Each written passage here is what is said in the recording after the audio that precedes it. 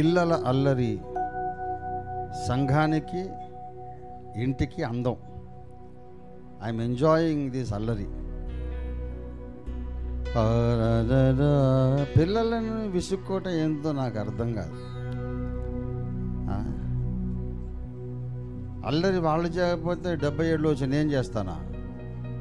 చేయాల్సిందే వాళ్ళు. పిల్లల అల్లరిని చూసి ఎంజాయ్ చేయాలి. ఏసయ్య విసుక్కోలే. పిల్లలు వచ్చి ఇలా అల్లరి చేస్తుంటారు కనుకనే శిష్యులు తోలేశారు. యేసుప్రభు అన్న నో వాళ్ళని పంపించొద్దు, రానివ్వండి, అల్లరి చేస్తే చేయని, రాని. Jesus loved little children. యేసయ్య వంటి మనస్సు కలిగిన వాళ్ళందరూ పిల్లలను ప్రేమిస్తారు. ప్రేమిస్తూనే క్రమశిక్షణను నేర్పాలి. అది విషయం. వాళ్ళ అల్లరి భరిస్తూనే క్రమశిక్షణ నేర్పాలి. I'm a very strict disciplinarian. నా దగ్గర పెరిగే పిల్లల్ని మీరు అడగండి, తాతయ్య కోపం వస్తుందమ్మో అని భయం పెట్టేసే వాళ్ళకు. ఏమన్నా ఏమమ్మాయి ఇలా చేస్తావా నువ్వు అని అంటే, వద్దులే తాతయ్య నీకు మళ్ళీ కోపం వస్తుంది, వద్దులే అని అంటారు. I love them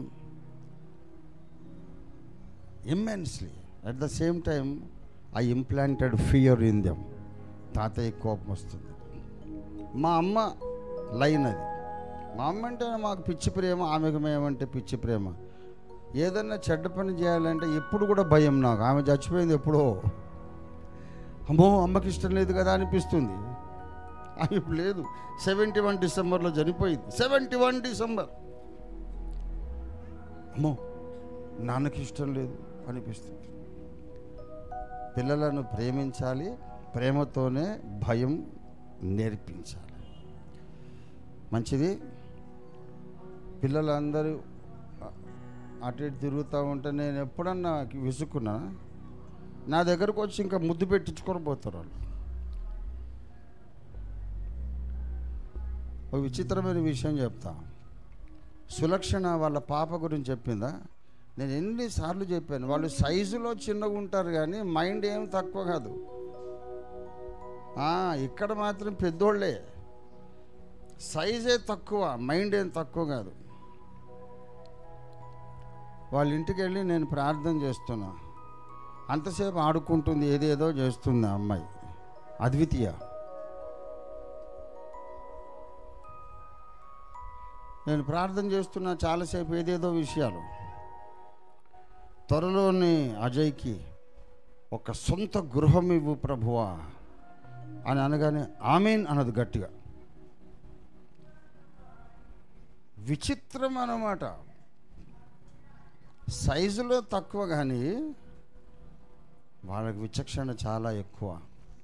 ఆడుకున్నట్టు తిరుగుతుంటారా. తర్వాత నన్ను డౌట్లు అడుగుతారు, తాతయ్య వాక్యం చెబుతున్నవి ఇలాగన్నావు దానికి అర్థం ఏంటి అంటారు. వాడు వింటుంటాడు. ఇట్లా మీలాగా కూర్చొని వినరు, తిరుగుతూ ఆడుకుంటూ వింటారు. ఆ బుర్రకాలు రిజిస్టర్ అవుతుంది. కొంతమంది ఏమో కూర్చొని అట్లా వింటారు, ఏం బుర్రకెక్కదు. అది కూడా ఉంది. అంటే మీరు కాదు, వేరే వాళ్ళు, రానోళ్ళు ఉన్నారే, రానోళ్ళ సంగతి అది. మీరందరూ చాలా మంచోళ్ళు, దేవునికి స్తోత్రం. మంచిది. బి మేజర్ ఈ బేట. యాకోబు దేవుడు ఎవనికి సహాయుడగునో, ఎవడాయనపై ఆశతోడ ఇలమనునో, ధన్యుడతడే ధన్యుడు, ఇహ పరముల సుఖ ప్రాప్తుడు. ధన్యుడతడే ధన్యుడు, ఇహ పరముల సుఖ ప్రాప్తుడు. యాకోబు దేవుడు ఎవనికి సహాయుడగునో.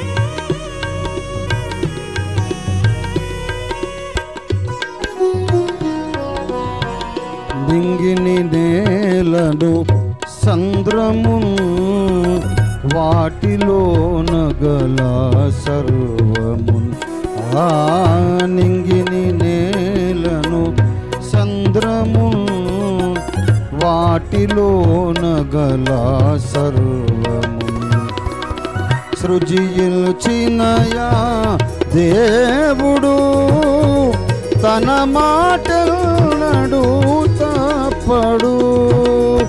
సృజిల్చినయా దేవుడు తన మాటలను తప్పడు.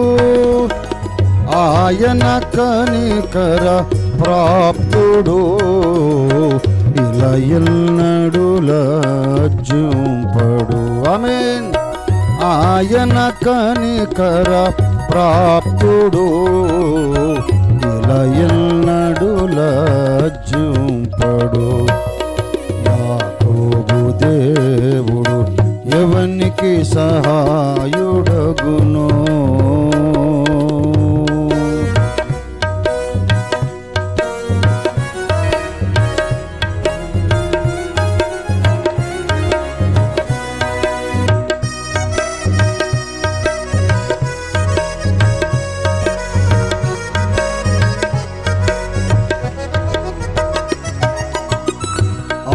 అద్భుత కరుణాళునే నా బ్రతుకంత కీర్తించేదన్. అద్భుత కరుణాళునే నా బ్రతుకంత కీర్తించేదన్. గాయపడిన నన్ను బ్రోచును న్యాయము తప్పక తీర్చును. గాయపడిన నన్ను బ్రోచును న్యాయము తప్పక తీర్చును. ఆయనలో స్థిర భక్తుడు ఇహ పరముల శ్రీమంతుడు. ఆయనలో స్థిర భక్తుడు ఇహ పరముల శ్రీమంతుడు. యాకోబు దేవుడు ఎవనికి సహాయుడగునో.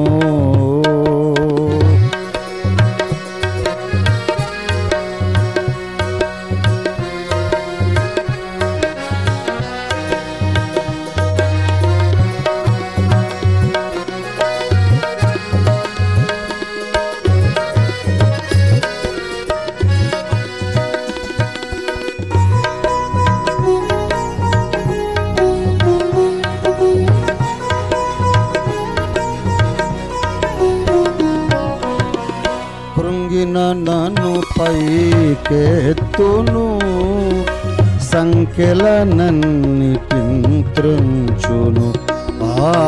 కృంగిన నన్ను పైకెత్తును సంఖ్యలనన్నిటిని త్రుంచును. విడువక నన్ను ప్రేమించును తన చేతిలో నన్ను చెక్కెను. విడువక నన్ను ప్రేమించును తన చేతిలో నన్ను చెక్కెను.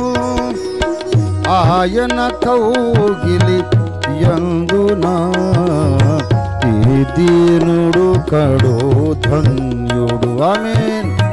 ఆయన కౌగిలి యందునా ఈ దీనుడు కడు ధన్యుడు.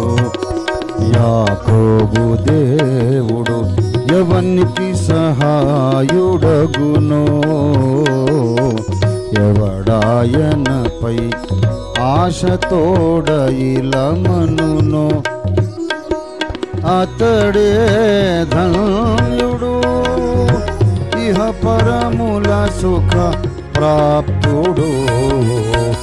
ధన్యుడతడే ధన్యుడు ఇహ పరముల సుఖ ప్రాప్తుడు.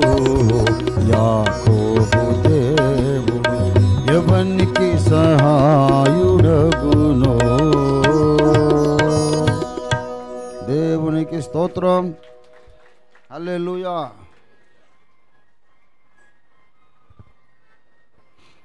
దేవునికి మహిమ కలుగునుగాక. ప్రతికూల వాతావరణం, ధ్వని కాలుష్యం ఒకటి ఉంది. అంతేకాకుండా భారీ వర్షం కూడా వస్తుందని ఒక ఫోర్కాస్ట్ ఉంది. కనుక మనం తొందరగా ముగించుకుంటే మంచిది. మరి దేవుని పరిశుద్ధ వాక్యములో నుండి ఒక చిన్న మాట చదివి మీకే ధ్యానము కొరకు వదిలేసి నేను ముగిస్తాను. కీర్తనల గ్రంథం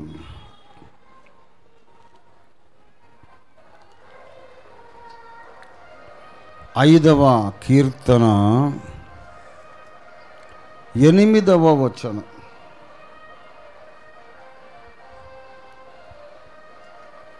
5వ కీర్తన 8వ వచనం. బాబు ఒక గ్లాస్లో పోసేది. నేను చదువుతున్నాను. కీర్తనలు 5:8. యెహోవా నా కొరకు పొంచి ఉన్న వారిని బట్టి నీ నీత్యానుసారముగా నన్ను నడిపింపుము. నీ మార్గమును నాకు స్పష్టముగా కనుపరచుము. దేవుడి ఈ వాక్యమును మన వినికిడిలో ఆశీర్వదించునుగాక. చిన్న మాట ప్రార్థన చేసుకుందాం.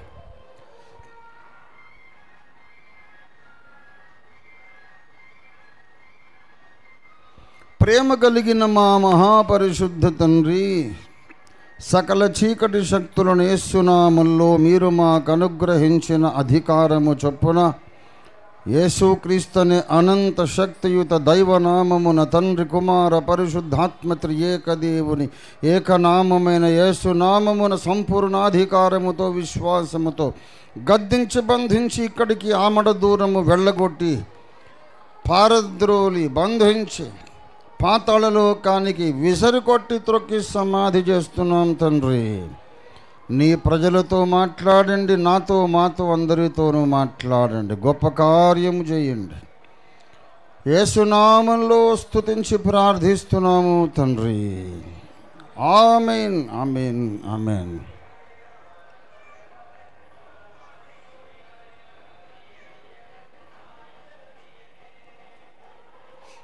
ప్రభునందు ప్రియులారా, ప్రసంగాలకు పేర్లు పెట్టడం నాకు సాధారణంగా అలవాటు లేదు. టాపిక్ ముందుగానే ప్రకటించడం కూడా నాకు అలవాటు లేదు. మూలవాక్యం చదువుతాను, గాలివాటానికి ఎగిరిపోయినట్టు. గాలివాటానికి గాలిపటం ఎగిరిపోతుంది. నేను కూడా ఇంకొక గాలికి ఎగురుతా, పరిశుద్ధాత్మ గాలికి. పరిశుద్ధాత్మ దేవుడు ఎలా నడిపిస్తే అలాగా ధ్యానము కొనసాగించి ఆయన ముగించమన్న పాయింట్ మీద ముగించడం 46 సంవత్సరాలుగా నా పద్ధతి. దేవుడు అలాగే వాడుకున్నాడు నన్ను. తమ్ముడు ఐజక్ విశాఖపట్నంలో బ్రదర్ ఐజక్ ఉన్నాడు. నాకు చెప్పాడు ఆయన, నాతో అంటుంటే చనువుగా, నా తమ్ముడే కాబట్టి, అన్నయ్య ఏ బోధకుడిని చూసినా దానికి ఆయన బోధకు లెక్కపత్రం ఉంటుంది. ఒక ప్యాసేజు దానికి 7 పాయింట్లు 3 పాయింట్లు ఏదో ఉంటుంది. నువ్వైతే అట్లా ఏం ఉండదన్న, ఎలా పడితే అలా కొడతావు, నువ్వు అందిన కడలు కొడతావు, నువ్వు ఫ్రీ స్టైల్ బాక్సింగ్ లేదని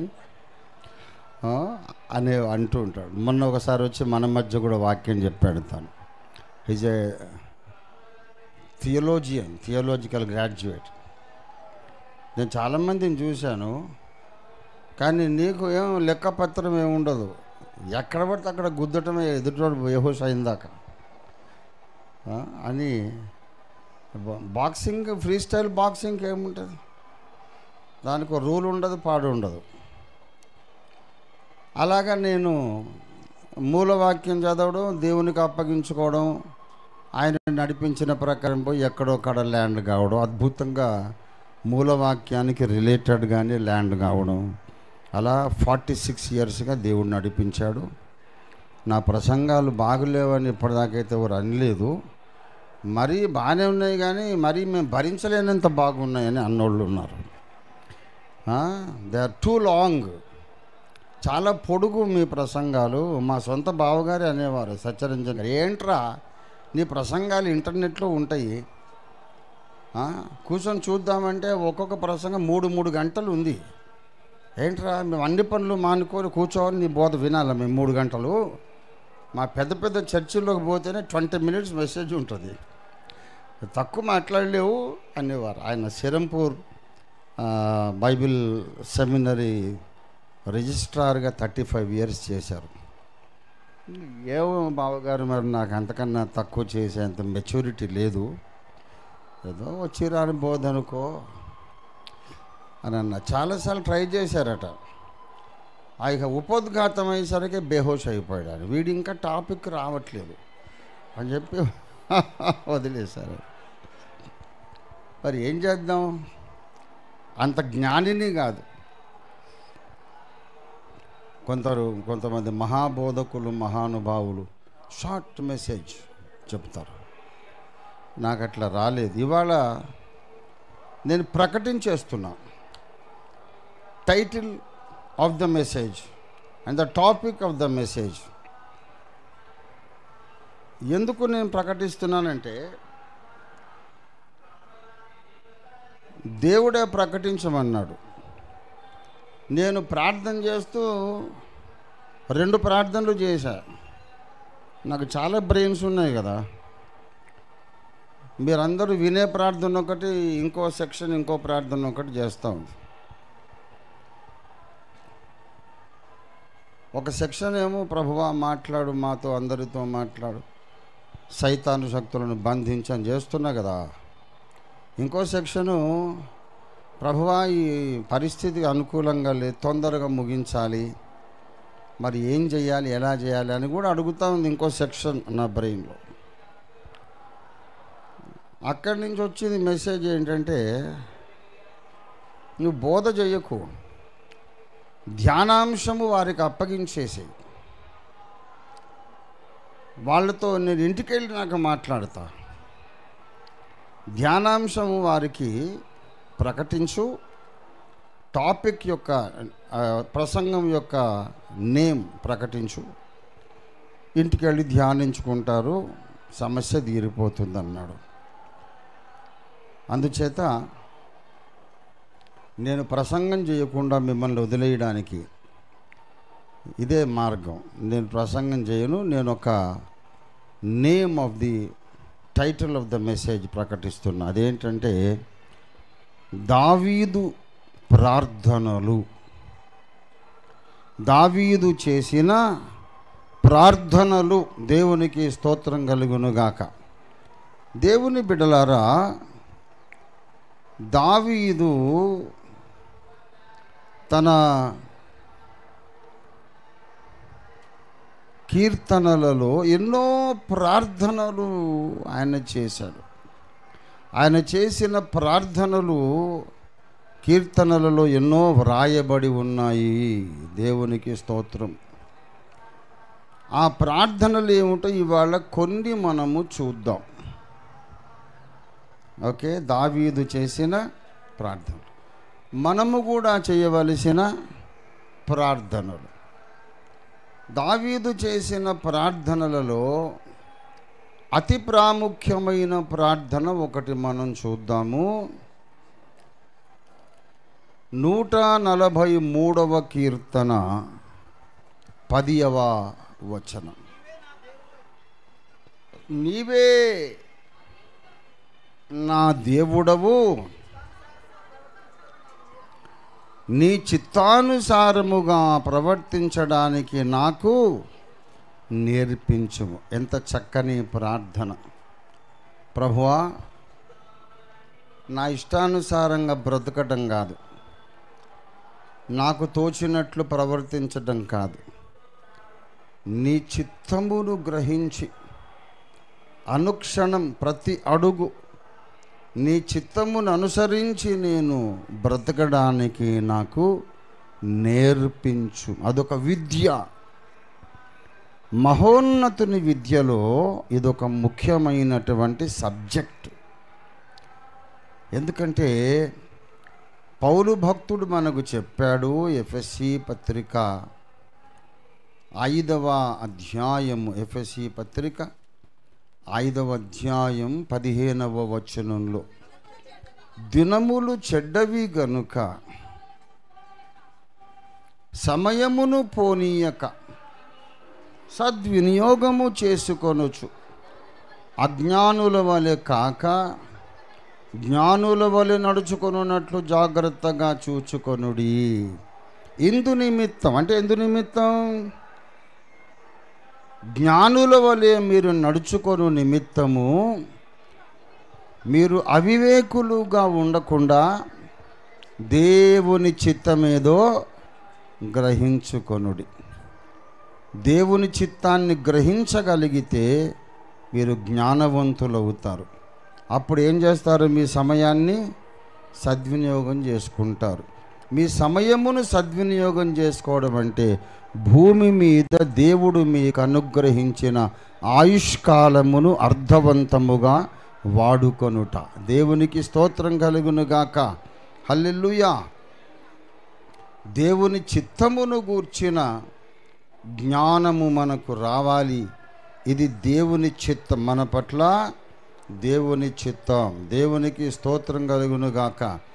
ఎఫెసీ పత్రిక 1వ అధ్యాయం 8-9 వచనాలు, కాలము సంపూర్ణమైనప్పుడు జరగవలసిన ఏర్పాటును బట్టి ఆయన తన దయా సంకల్పము చొప్పున తన చిత్తమును గూర్చిన మర్మమును మనకు తెలియజేసి, దేవుని చిత్తమును గూర్చిన మర్మమును మనకు తెలియజేసి అని పౌలు భక్తుడు మాట్లాడుతున్నాడు.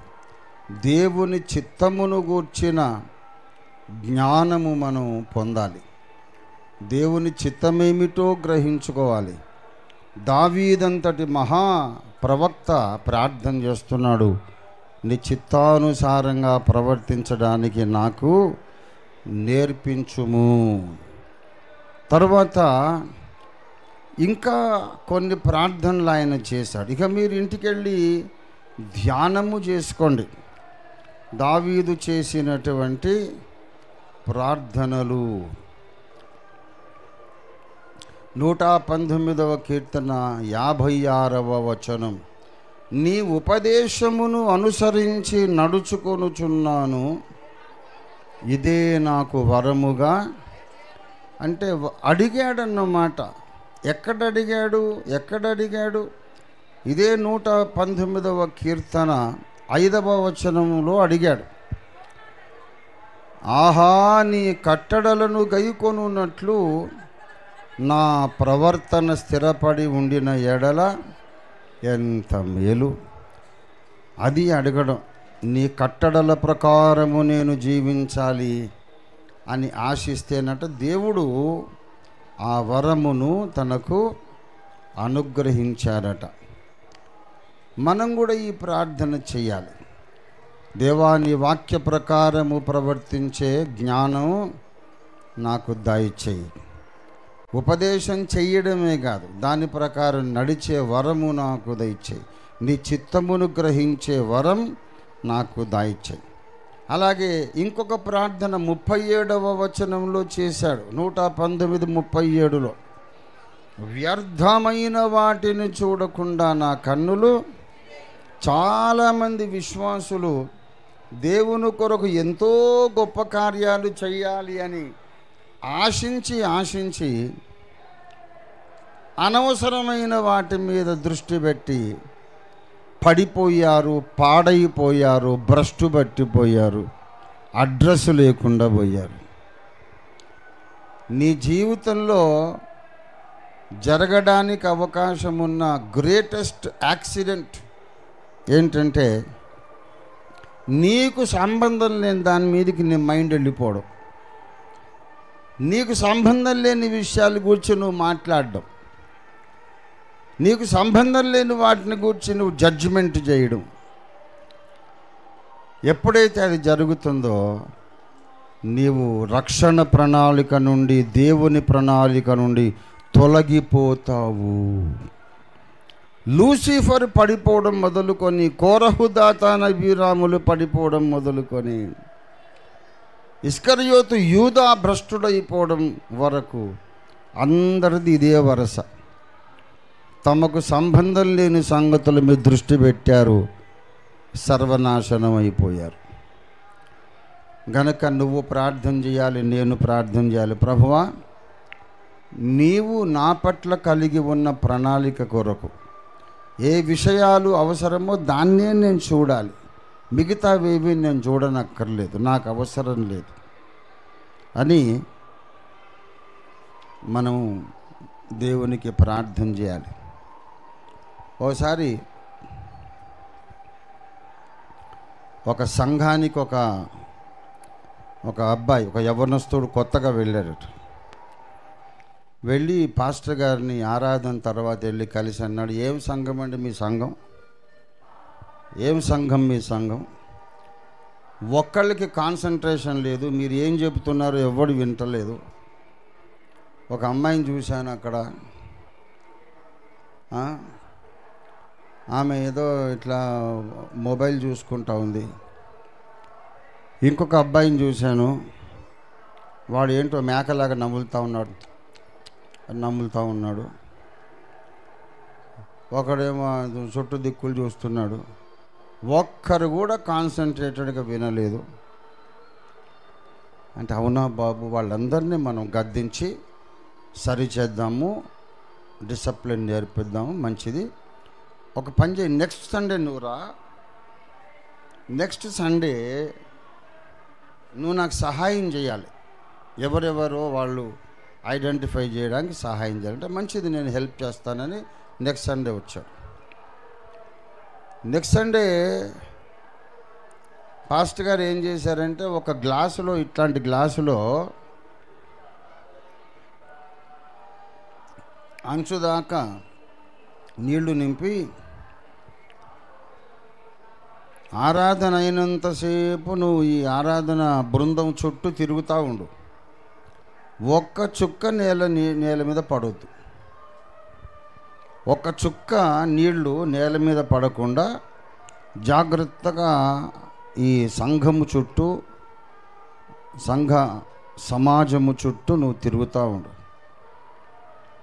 అంటే దానివల్ల ఏం లాభం అండి అంటే, చెప్తా కదా, నువ్వు చెయ్యి, నాకు చాలా సహాయం అవుతుంది అన్నాడు. సరే అని వాడు అది పట్టుకొని చుట్టూ తిరుగుతూ ఉన్నాడు.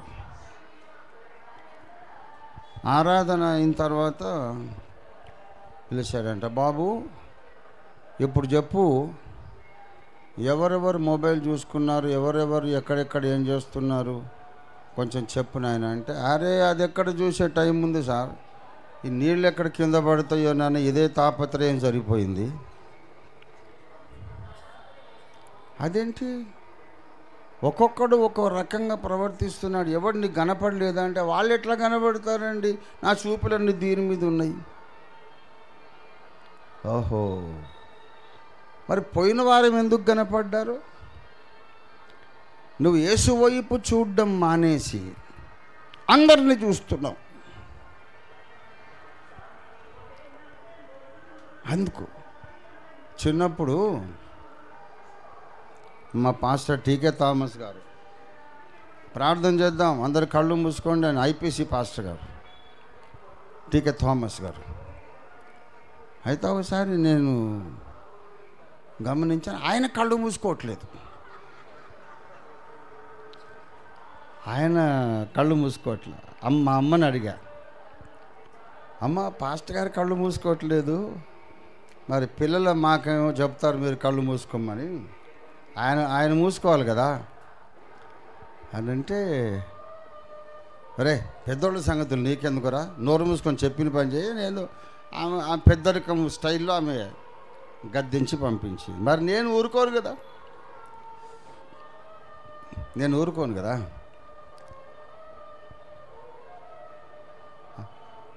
అసలు దేవుడి దగ్గరికే వెళ్దామనుకున్నాను నేను. కొన్ని ప్రశ్నలు ఉన్నాయి, అడిగేసి వద్దామని. ఆ స్టోరీ కూడా చెప్పాను నేను మీకు. సరే, మా పాస్టర్ గారు ఇల్లు ఎక్కడనుకున్నారు? మధ్యలో చిన్న రోడ్డే అడ్డం. రోడ్ అవతల వాళ్ళ ఇల్లు, యువతల మా ఇల్లు. అక్కడికి వెళ్ళిపోయా. అంకుల్, నాకు ఒక డౌట్ ఉంది అని అడిగారు. ఏంటి బాబు, ఏంటి డౌట్ అంటే, మీరు ప్రార్థనలో కళ్ళెందుకు మూసుకోలేదని అడిగారు. అరంటే నవ్వారు ఆయన గట్టిగా. నవ్వి, ఓఫీర్ బాబు, నేను కళ్ళు మూసుకోలేదని నీకెట్లా తెలిసిందని అన్నాడు. అంటే నేను చూశాను కదా అంటే, అరే నువ్వు కళ్ళు మూసుకోకుండా నువ్వు చూసినందుకు కదా నేను కళ్ళు మూసుకోలేదని నువ్వు చెప్తున్నావు. ఆయన చెప్పాడు, భక్తులుగా ఎదిగిన వాళ్లకు ఒక శక్తి ఉంటుంది. భక్తిలో ఇంకా బిగినింగ్ స్టేజ్లో ఉన్నోళ్ళు ఈ చుట్టూ ప్రపంచాన్ని చూడకుండా ఉండాలంటే కనురెప్పలు మూసుకోవాల్సిందే. కానీ భక్తిలో శ్రేష్టమైన అంతస్తుకు పోయిన వాళ్ళు నేను చూడకూడదు అనుకుంటే తెరిచిన కళ్ళ ముందున్న ప్రపంచం కూడా మాయమైపోతుంది అని చెప్పాడు ఆయన. మాకు అట్లాంటి గురువులు ఉన్నారండి. I'm proud of them. ఎంత గొప్ప రహస్యం చెప్పాడు ఆయన. భక్తిలో పరాకాష్ఠకి చేరిన వాళ్ళు ఇట్లా చూస్తున్నట్టు ఉంటారు, కానీ మైండ్ దాని మీదకి పోవద్దు అనుకుంటే పోదంతే. మామూలు మనుషులైతే కళ్ళు మూసుకున్నా సరే 101 విషయాల మీదకి మైండ్ వెళ్ళిపోతుంది. కాబట్టి నేను కూడా నీ ఎంత ఉన్నప్పుడు కళ్ళు మూసుకొనే ప్రార్థన మొదలెట్టాను బాబు. కానీ ఇప్పుడు పెద్దోడిని అయిపోయాను కదా, నేను కళ్ళు తెరిచినా మూసినా నా కళ్ళకి యేసయ్య కనపడతాడు, నువ్వు ఆ ఎత్తుకి ఎదగాలని చెప్పాడు. వాళ్లకు మా పాదాభివందనాలు ఎప్పుడు కూడా అండి. అట్లాంటి గురువుల దగ్గర పెరిగాం మేము. ముందు నీకెందుకురా దౌర్భాగ్యుడా, ఏడాడు లేవు, నువ్వు మాట్లాడతావేంటి అని ఇలాగా మమ్మల్ని అవమానించేవాళ్ళు కాదు, చక్కగా విడమరిచేవాళ్ళు అన్నమాట.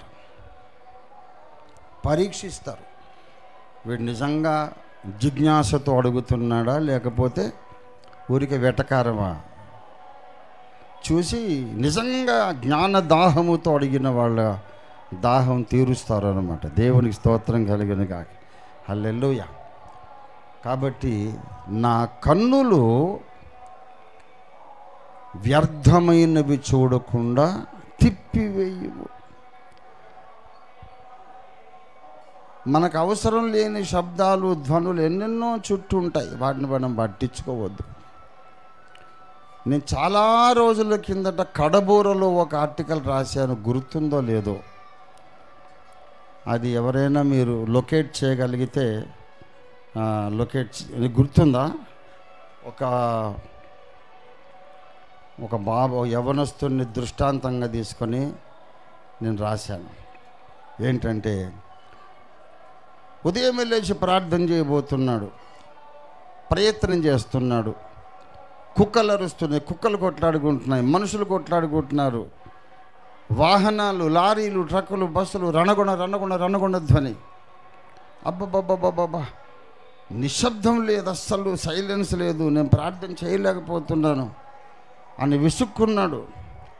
విసుక్కొని ఊరికి దూరంగా వెళ్ళి ఒక కొండపైకి ఎక్కాడు. ఊరికి దూరంగా వెళ్ళి కొండపైకి ఎక్కాడు. అక్కడ కూడా నిశ్శబ్దం, చీమ చెట్టుకు వంటి వినబడేటటువంటి శబ్దం.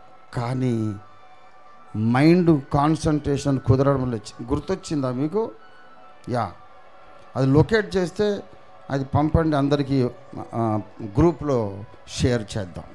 లొకేట్ అయిన తర్వాత డోంట్ వరీ, పెద్ద బంగాళాఖాతం అది, అందులో ఎక్కడుందో దొరికితే కనుక అందరికీ మీరు షేర్ చేయండి. చుట్టూ నిశ్శబ్దం, చీమ చిటుకుమన్నా వినబడేటటువంటి నిశ్శబ్దం. కానీ ప్రార్థన కుదరడం లేదు, ప్రార్థన కుదరడం లేదు. విసుక్కున్నాడు. దేవుణ్ణి అడిగాడు, ప్రభువా ఏంటిది, నా చుట్టూ నిశ్శబ్దమే ఉంది, కానీ మనస్సు ప్రార్థన మీద లగ్నం కావడం లేదు, ఎందుకు? దేవుడు బయలుపరిచాడు, కుమారుడా, శబ్దము నిశ్శబ్దం అనేది నీ అంతరంగానికి సంబంధించిన విషయం. నీ అంతరంగంలో రణగుణధ్వనులు ఉన్నంతసేపు చుట్టూ నిశ్శబ్దమున్న ప్రయోజనం లేదు. అంతరంగంలో నిశ్శబ్దాన్ని నువ్వు సాధించినప్పుడు చుట్టూ ఎన్ని ధ్వనులున్నా నీకు ఏకాగ్రత కుదురుతుంది. అంతరంగంలో నిశ్శబ్దాన్ని నువ్వు సాధించాలి. చుట్టూ ఎంత గోలగోల ఉన్నా నీ మైండ్ కాన్సన్ట్రేషన్ సాధిస్తుంది. ఒక గొప్ప పాఠాన్ని నేర్చుకొని ఆ యవ్వనస్తుడు మళ్ళా ఇంటికి వెళ్ళాడు. లోపలున్న రణగుణ ధ్వనులన్నీ తీసి అవతల బారేశాడు. బయట కుక్కలు అరుస్తూనే ఉన్నాయి, వాహనాల రణగుణ ధ్వని, మనుషుల కొట్లాటలు, అరుపులు, కేకలు అన్నీ నడుస్తూనే ఉన్నాయి. అతనికి ఏమీ సంబంధం లేదు. చెక్కు చెదరని ఏకాగ్రతతో ప్రార్థన చేశాడు. గొప్ప పాఠం అతడు నేర్చుకున్నాడని ఒక వేరే పేరు పెట్టి రాశాను, చిన్న కథ. అది ఎవరో కాదు, నేనే. దేవుడు నాకు నేర్పిన పాఠం అది. అది దొరికితే కనుక ఎవరికి దొరికినా ముందు షేర్ చేయండి. అందుకే నేను ఐఎమ్ అన్డిస్టర్బ్డ్, अनएफेक्टेड। दुनिया भर के गड़बड़ करो हमारे आजू बाजू ఏ అల్లరైనా చేసుకోగాక నీవు అలిసిపోయిందాక అల్లరి చేసుకో. రంజిత్ తోఫీర్ హృదయంలో నిశ్శబ్దమే, అది సాధన చేయాలి. దేవభక్తి సాధన, దేవభక్తి సాధనలో ఇదొకటి. చుట్టూ 1,00,000 మంది తైతక్కలాడని చిరునవ్వుతో మనం యేసునే చూస్తూ ఉండాలి. నీకు లాభకరమైనది ఏదో సెలెక్ట్ చేసుకొని దాన్నే చూడాలి. నీకు అవసరమైన స్వరం ఏదో నీవు సెలెక్ట్ చేసుకొని దాని మీదనే నీ చెవి వినికిడి కేంద్రీకరించాలి. మిగతా చుట్టూన్న శబ్దాలు అలిసిపోవాలి, కానీ నీ ఏకాగ్రతనవి భగ్నము చేయడానికి వీల్లేదు. ఆ విధమైనటువంటి ఏకాగ్రత దావీదు అడిగాడు. వ్యర్థమైనవి చూడకుండా ఏం చేయమన్నాడు? ఆ వ్యర్థమైన వాటిని నా ముందు లేకుండా చేయమన్నాడా? వ్యర్థమైనవి మన కళ్ళ ముందు ఉంటాయి బాబు, వాటిని తీసేయలేం. ఇది సైతాన్ ప్రపంచం, పాప ప్రపంచం. పనికి మాలయన్నీ ఉంటే మన చుట్టూ అవి అలాగే ఉంటాయి. నేను చూడకుండా నాకు సహాయం చేయి. దేవునికి స్తోత్రం కలుగును గాక. పనికి మాలిన సంగతులన్నీ ఉండని, చప్పుళ్ళన్నీ ఉండని, నా కన్ను నా చెవి పరిశుద్ధాత్మ ఆధీనములో ఉండాలి. దేవునికి స్తోత్రం కలుగును గాక. హల్లెలూయా. అది దావీదు చేసిన ప్రార్థన. అందుకే ఆయన భయంకరమైన శ్రమలలో, ప్రాణాపాయ పరిస్థితులలో అద్భుతమైన దైవ ధ్యానము చేశాడు, కీర్తనలు రాశాడు. దేవునికి స్తోత్రం కలుగును గాక. హల్లెలూయా. 63వ కీర్తన చూడండి, ఎప్పుడు రాశాడో. 63 కీర్తన పైన ఉన్న పరిచయ వాక్యం చదవండి.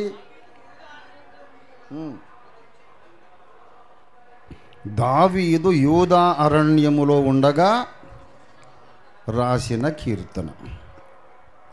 యూదా అరణ్యంలో ఏం రాస్తున్నాడు? దేవా నా దేవుడవు నీవే. ఎటు నుంచి సింహాలు వస్తాయో తెలియదు, ఎలుగుబంట్లు ఎటు నుంచి వస్తాయో తెలియదు, ఎక్కడి నుంచి సౌలు రాజు వచ్చి చంపుతాడో తెలియదు. చుట్టూ ప్రాణాపాయములే పొంచి ఉండగా దేవా వేకువని నిన్ను వెదుకుదునన్నాడు. ఇది అంతరంగ నిశ్శబ్దం. అంతరంగ ఏకాగ్రత.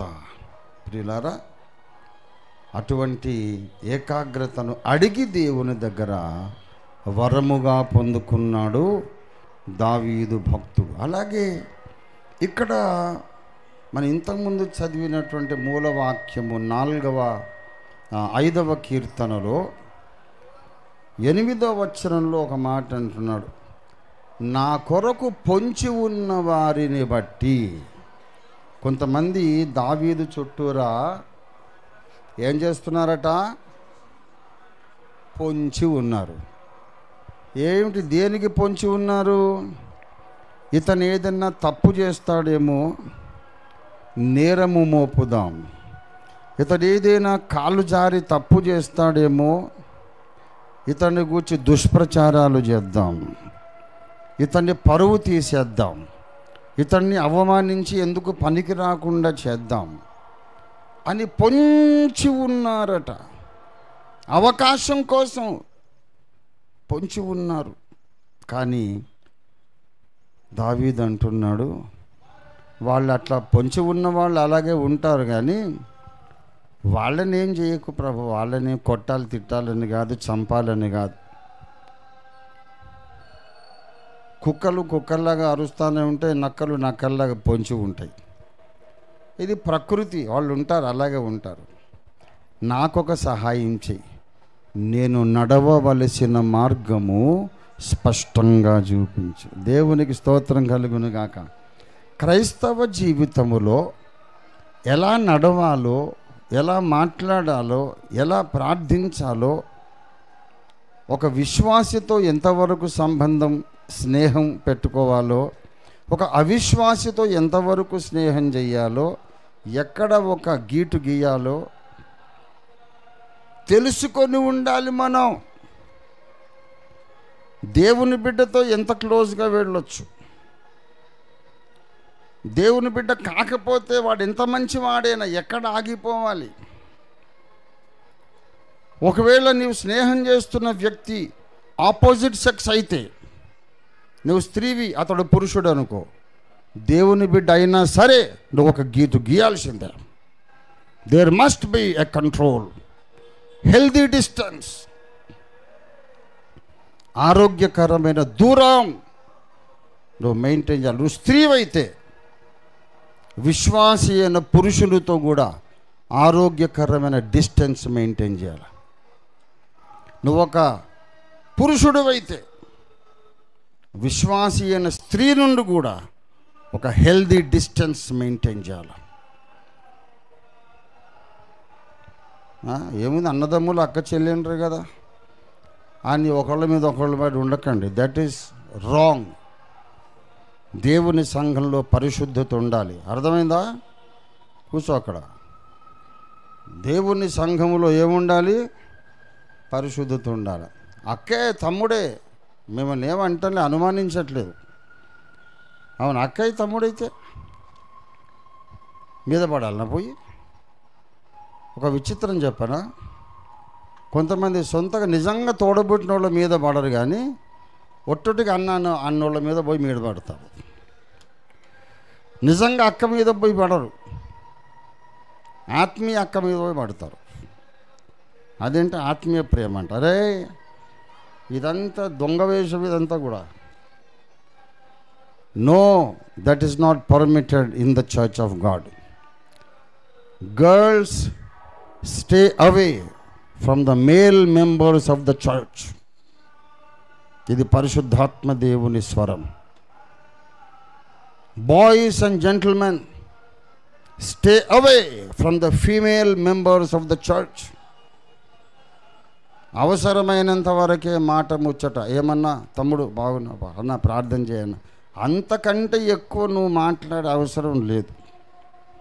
ఏదన్నా మాట్లాడాలంటే నువ్వు స్త్రీవైతే నీ భర్తను వెంట తీసుకొని పోయి మాట్లాడు. ఏం రోగం, ఎందుకు నీ భర్తను తీసుకుపోవు? ఎందుకు? నువ్వు పురుషునివి, ఒక సిస్టర్తో మాట్లాడాలనుకో, నీ భార్యను తీసుకుపోయి మాట్లాడు. ఎందుకు మాట్లాడు? నీ భార్యకు తెలియకుండా మాట్లాడాలనుకుంటున్నావంటే అక్కడ సైతాన్ దూరాడు ఆల్రెడీ. సహోదర ప్రేమ, నేను నకరికల్లో ఉన్నప్పుడు ఇట్లనే సహోదర ప్రేమ అని చెప్పి ఒకళ్ళు పరువంతా పోయి పనిచేశారు. అయితే మా మామయ్య గారు అన్నాడు, సహోదర ప్రేమ అని ఇదేం పని అల్లుడు, ఇది ఇట్లా చేయకూడదు కదా అంటే, అవును మామయ్య, ఇది సహోదరీ ప్రేమ అని చెప్పిన. సహోదరీ ప్రేమ ఇది. అలా నువ్వు భలే చెప్తావు అల్లుడు, సహోదరీ ప్రేమ ఏంటి, ఇట్లా చేయమని చెప్పాడు దేవుడు అంటే, మరి వాళ్ళు అసలు చుట్టాలు కాదు, ఏమీ బంధువులు కాదు, రక్త సంబంధం కాదు, ఏమీ లేదు. ప్రభువునందు ఒక చర్చికి వచ్చినందుకు అక్క తమ్ముడు అనుకొని శరీర ఆకర్షణ వచ్చేసింది, జరగరాని పని జరిగిపోయింది. కనుక అవసరం లేదు.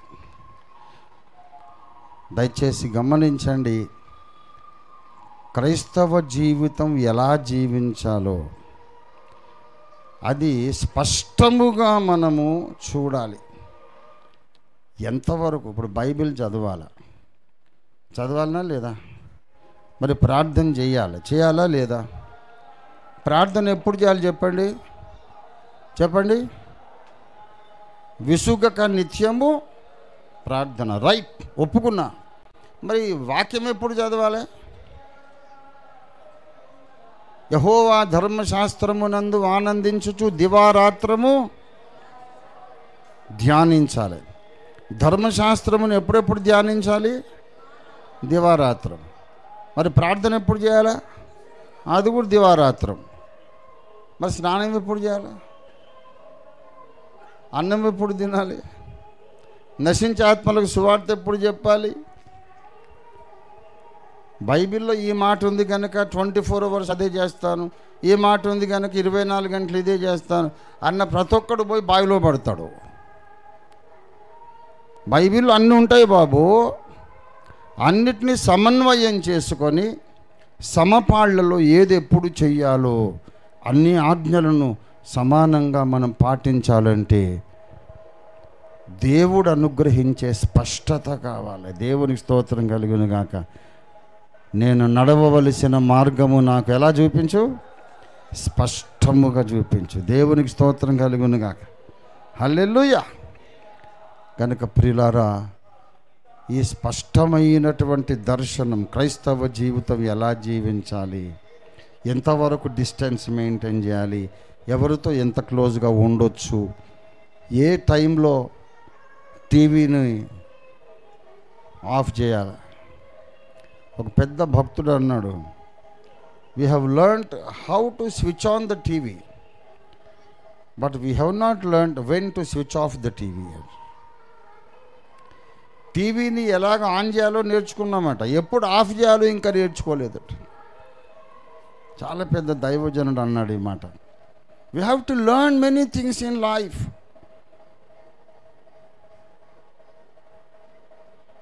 నువ్వు టీవీ చూస్తే తప్పు కాదు, కానీ టీవీని ప్రార్థన జీవితాన్ని పాడు చేస్తుంటే మాత్రం అది సైతానే. మొబైల్ వాడడం తప్పు కాదు, నీ మొబైల్ కారణంగా నీ ప్రార్థన తక్కువైపోయింది, బైబిల్ పరిశోధన తక్కువైపోయింది, నీ భార్యతో నీ సహవాసం తక్కువైపోయింది, నీ భర్తతో నీ సహజీవనం తక్కువై దూరమైపోయావు. అప్పుడు ఆ మొబైల్ తప్పకుండా సైతానే. నీ జీవిత విలువలను, నైతిక విలువలను, ఆధ్యాత్మిక దాహాన్ని, ఆధ్యాత్మిక విలువలను పాడు చేసే ప్రతి వస్తువు సైతాన్ యొక్క ఏజెంట్. ఇష్టానుసారంగా ప్రవర్తించొద్దు, నీ నీత్యానుసారముగా నన్ను నడిపించమన్నాడు 5వ కీర్తనలో 8వ వచనం. నా కొరకు పొంచి ఉన్న వారిని బట్టి నీ నీత్యానుసారముగా నన్ను నడిపించు. కనుక ఈ స్పష్టత లేనందుచేత ఎన్నో క్రైస్తవ జీవితాలు పాడైపోతున్నాయి, భ్రష్టుబట్టిపోతున్నాయి,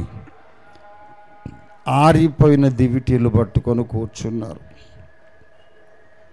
ఇదిగో పెళ్లి కుమారుడు ఎదుర్కొని రండి అని కేక వినబడే రోజు దగ్గరకు వచ్చింది. లేచి దివిటీలు చక్కబరుద్దామని చూస్తే ఆరిపోయిన దివిటీలు. నీ ఆరిపోయిన ప్రార్థనా జీవితంతో, శరీర కార్యాలు నిండిన గబ్బు కంపు కొడుతున్న నీ జీవితంతో యేసయ్యను ఎదుర్కొంటావా? దయచేసి హెచ్చరిక పొందుదాం, మన ఆత్మీయ జీవితాన్ని కట్టుకుందాం. ఈ విషయాలు ప్రత్యేక ప్రార్థనలు మనం చేసి దేవుని దగ్గర వరముగా మనం పొందుకుందాం. ఇంకా చాలా ఉన్నాయి, నేను చెప్పలేదు, సమయం లేదు కనుక. దీర్ఘాయుష్యమని వరం అడిగాడు, పొందాడు. కానీ సరైన ప్రార్థనా జీవితం లేనప్పుడు, నువ్వు శరీర కార్యాలు చంపుకోలేనప్పుడు, అంతరంగ నిశ్శబ్దం లేనప్పుడు నీకు దీర్ఘాయుష్ ఎందుకు? ఇంకా పాడైపోవడానికా? దీర్ఘాయుష్ తర్వాత బాబు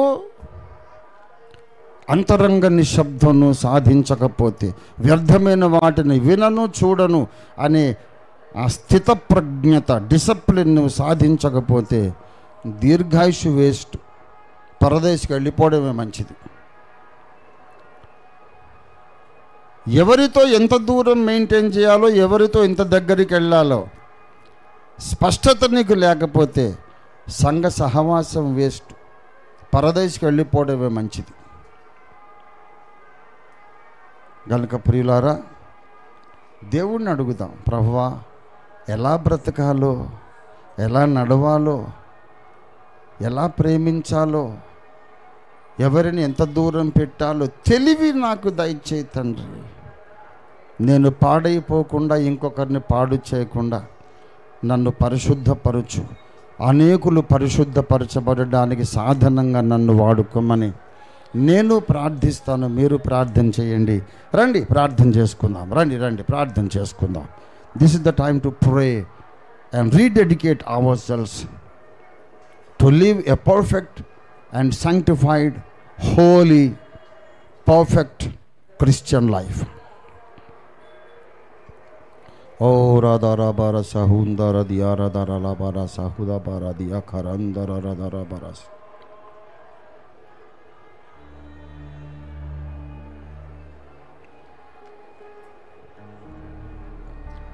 అందరము రెండు చేతులెత్తి ప్రార్థన చేద్దాం. ప్రభువా, నా కొరకు పొంచి ఉన్నారు, నన్ను న్యాయపీఠము ముందు దోషిగా నిలబెట్టాలని, నా మీద నేరారోపణ చెయ్యాలని ఫిర్యాదిగా సైతాను నిలబడి ఉన్నాడు, పొంచి ఉన్నాడు. నేను ఏ తప్పు చేస్తానో నా మీద నేరం మోపాలని దుష్టుడు వాని మూకలు ప్రయత్నం చేస్తున్నారు. నీ నిత్యానుసారముగా నన్ను నడిపించు. ఎలా నడవాలో స్పష్టంగా నాకు చూపించయ్యా. నీ చిత్తమును నాకు తెలియపరచు తండ్రి. నా సమయం సద్వినియోగపరిచే కృప దయచేయి తండ్రి. హల్లెలూయా, హల్లెలూయా. సికాందర వరి ఉరిదా బరదర బహుందల దిఖారదర బార సికరందరబ ఉషరబర దిఖరందర దహుందరీదర కడాందర బర రికరందర దర రియారదర బరాసి. ప్రభువా, ఎలా నడవాలయ్యా, ఎలా బ్రతకాలి, ఎలా సహవాసం చేయాలి, ఎలా ప్రార్థన చేయాలి, ఎలా క్షమించాలి,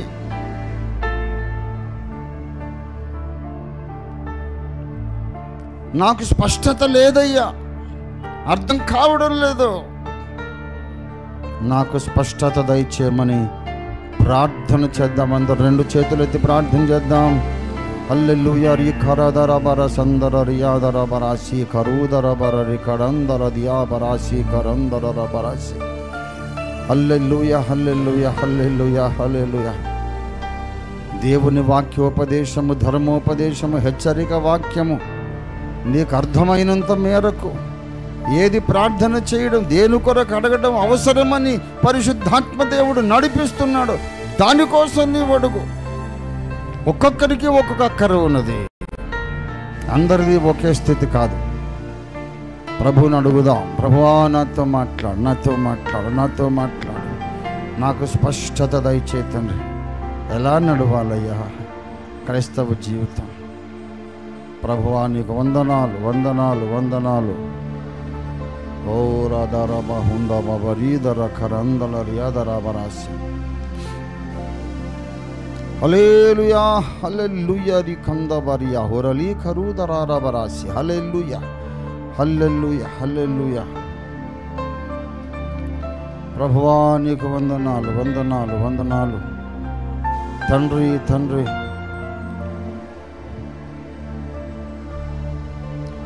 దావీదు రాజు దీనుడై వేడా, దావీదు రాజు దీనుడై వేడా, అవనిలో పొందిన నష్టములన్నీయు, అవనిలో పొందిన నష్టములన్నీయు దేవా నీవు సమకూర్చితివే,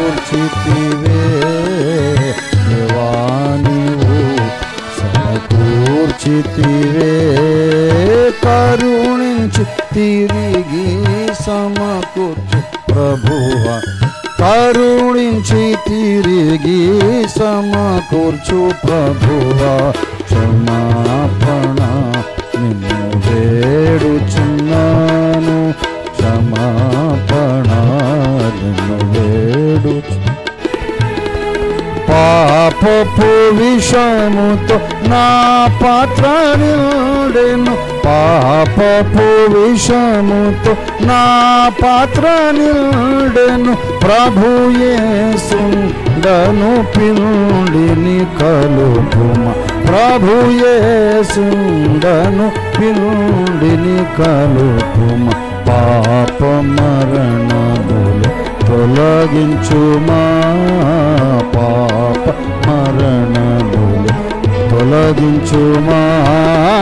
కరుణించి తిరిగి సమకూర్చు ప్రభువా, కరుణించి తిరిగి సమకూర్చు ప్రభువా.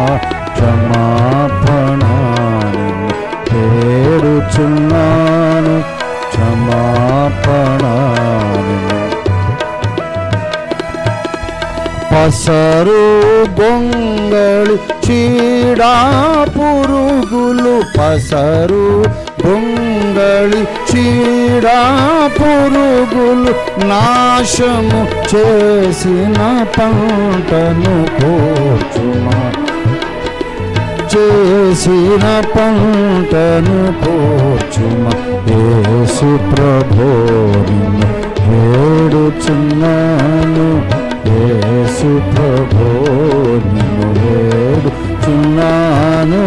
కరుణించి తిరిగి సమకూర్చు ప్రభువా, కరుణించి తిరిగి సమకూర్చు ప్రభువా. క్షమాపణ నిన్ను వేడుచున్నాను, క్షమాపణ. ప్రేమ కలిగిన మా మహాపరిశుద్ధ పరమ తండ్రి, మా భక్తి జీవితము, విశ్వాస జీవిత యాత్రలో తెలివి, జ్ఞానము, వివేచన మాకు లేనందుచేత, నడవాల్సిన మార్గం ఏదో స్పష్టంగా మాకు కనిపించనందుచేత భక్తి సాధన చేస్తున్నాం అనుకుంటూనే అనేక సార్లు పడిపోయాము, తొట్టిల్లినాము, నిన్ను దుఃఖపరిచాము. ఒప్పుకుంటున్నాము తండ్రి, నా కన్న తండ్రి. దయచేసి మమ్మల్ని క్షమించండి, మాకు పరిశుద్ధత నేర్పండి, సంపూర్ణ సిద్ధిలోనికి నడిపించండి. మా నీతిని, పరిశుద్ధతను సంపూర్ణం చెయ్యండి ప్రభువా. అంత గజిబిజి గజిబిజిగానే కనబడుతోంది. ప్రేమగా ఉంటే తప్ప, లేక దూరంగా ఉంటే మంచిదా, ఎంతవరకు మంచిదో తెలియని అజ్ఞాన దశలో మేము ఉన్నాం. మా తండ్రి, ప్రేమను క్షేమాభివృద్ధికరముగా ప్రదర్శించడానికి సహాయం చేయండి. అలాగే మాలో ఉండే న్యాయమైన కోపాన్ని కూడా క్షేమాభివృద్ధికరముగానే ప్రదర్శించడానికి సహాయం చేయండి. మేమేం చేసినా, ఏం మాట్లాడినా, ఏం తలంచినా మీ చిత్తానుసారముగా మా ప్రవర్తన ఉండటానికి సహాయం చేయండి. దావీదు చేసిన శ్రేష్టమైన ప్రార్థనలు మేము అనుదినము చేసి ఎక్కలేని ఆ ఉన్నతమైన పరిశుద్ధ కొండ ఎక్కడానికి సహాయం చేయమని మమ్మల్ందరినీ మా విశ్రాంతి స్థలాలకు, ముందున్న సేవా పొలాలకు క్షేమముగా నడిపించమని యేసు అతి పరిశుద్ధ నామంలో స్తుతించి స్వతంత్రించుకొని ప్రార్థిస్తున్నాము తండ్రి. మన తండ్రి అయిన దేవాది దేవుని శాశ్వత ప్రేమ, సర్వ జగద్రక్షకుడైన యేసునాథుని అనంత కృప, పరిశుద్ధాత్మ దేవుని తోడి దివ్య మనోహర సహవాసం చేరి వచ్చిన మనకందరకు భూలోకమందున్న సకల భక్త కోటికి ఇప్పుడు ఎల్లప్పుడూ సదాకాలము తోడయుండి దైవ చిత్తానుసారమైన దైవ సేవలు, దేవునికి ప్రీతికరమైన సేవలు ముందుకు నడిపించును గాక. ఆమేన్, ఆమేన్, ఆమేన్. యేసు రక్తమునికే జయము, ప్రభు యేసు రక్తమునికే జయం, ప్రభు యేసు నామమునకే సంపూర్ణ జయం. అపవాదికి వారి సమస్త కార్యములకు అనంత నాశనం ఇప్పుడే కలుగునుగాక. ఆమేన్. హల్లెలూయా. అందరికీ వందనాలు. దయచేసి భోజనాలు చేసి